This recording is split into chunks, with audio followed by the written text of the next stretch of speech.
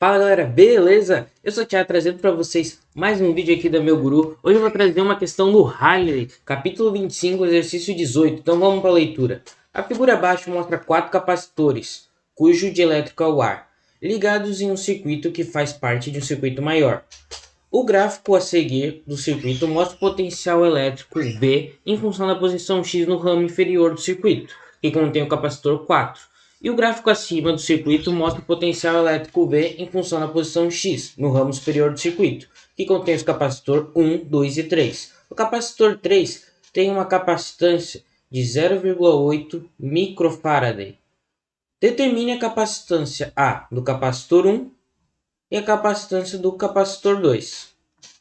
Então, beleza, vamos lá descobrir esses valores. Vamos anotar aqui embaixo para deixar salvo. A capacitância, então, do nosso capacitor 3 é igual a 0,8 microfarad.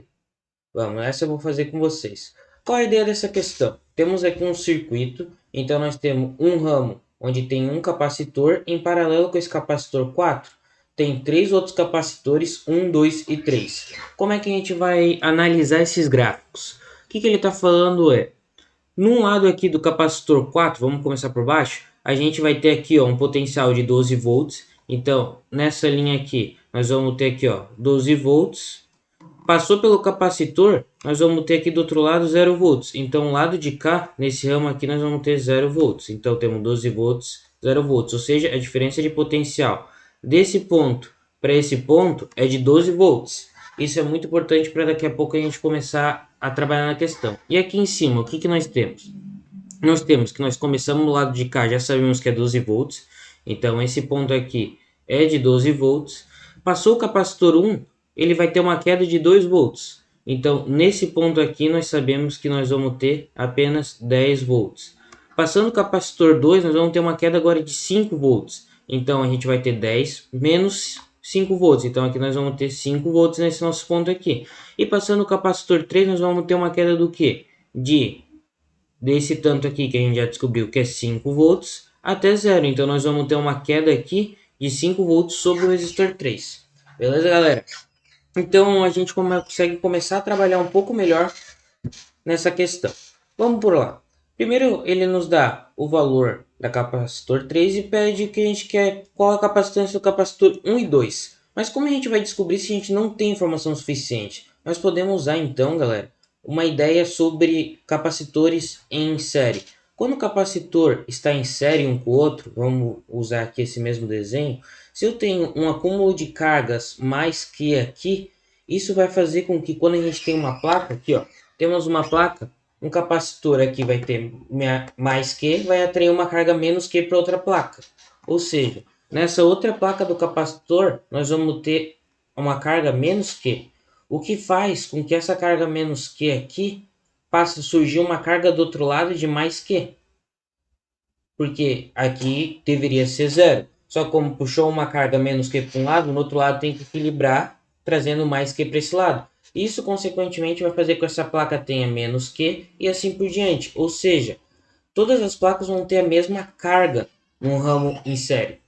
Então, precisamos encontrar um meio de encontrar essa carga para a gente poder relacionar um capacitor com o outro. E note, nós temos aquela velha equação que é o que? Capacitância é igual a carga sobre a diferença de potencial sobre o capacitor. Então, se a gente encontrar para qualquer um desses três capacitores essa carga, a gente consegue encontrar para o outro. E como na capacitor 3 aqui nós já temos o seu valor e temos a diferença de potencial sobre ele, que é de 5 volts, podemos usar então essa equação para encontrar a carga total. Vou fazer aqui do lado então. Temos que o quê? A carga total, isolando o que vai ser passar a vela para o outro lado, nós vamos ter que Q é igual a capacitância vezes a diferença de potencial, que vai ser igual a 0,8 vezes a diferença de potencial sobre o capacitor. É de 5 volts, então vezes 5. Então, o nosso Q nesse ramo aqui vai ser igual a 4 micro. Então, é 8 micro aqui, galera, perdão. Vai ser de 4 microcoulombs. Então, encontrado esse Q, nós sabemos que esse Q se repete para o capacitor 2 e também se repete para o capacitor 1.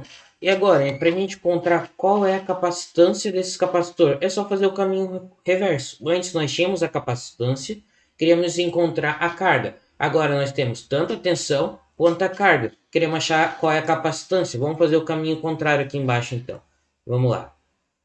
Para o capacitor 1, o que nós temos? O capacitor 1 nós vamos ter, isolando agora já a capacitância, né? Então, capacitância igual a Q sobre V. Então, nós vamos ter uma carga de 4 micro, sobre uma diferença de potencial de 2 volts. Uma diferença de potencial, então, aqui de 2 volts. Vamos ter que a capacitância desse nosso capacitor 1 vai ser igual a 2 microfarad. Encontramos, então, a capacitância do nosso primeiro capacitor. Agora, para o segundo capacitor, vamos lá. Para C2. C2, nós temos a mesma equação, que vai ser C igual a Q, que se mantém igual, é um ramo em série, dividindo pela diferença de potencial, que é 5 volts, como a gente pode ver ali no gráfico. Essa diferença de potencial de 10 para 5. Esse resultado aqui, galera, vai dar exatamente aquela conta que temos aqui em cima, de 0,8 microfarad. Então é 0,8 microfarad. Note, capacitor 2 e 3 são idênticos. Bom, galera, a questão é essa. O resultado está aqui na tela para vocês, de 2 microfarads e 0,8 microfarads. Chegamos nela usando o princípio de capacitância é igual a carga sobre a diferença de potencial em cima de um capacitor. Conseguimos chegar na nossa resposta. Muito obrigado por sua atenção. Deixe seu like, se inscreva no canal e até a próxima, galera.